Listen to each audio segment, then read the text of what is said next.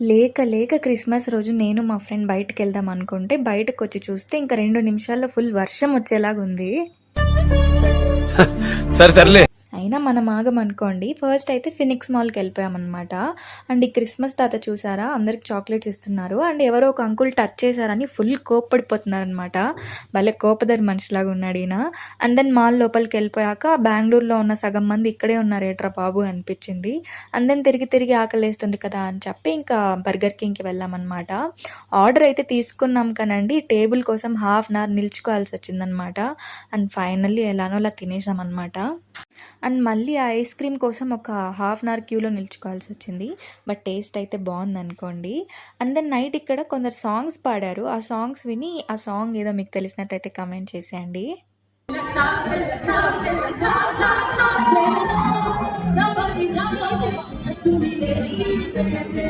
And ఈ night view అయితే అసలు అద్రిపోయిందనుకోండి. చూడ్డానికి 2 కళ్ళు సరిపోలేదు. అంత అందంగా ఉంది.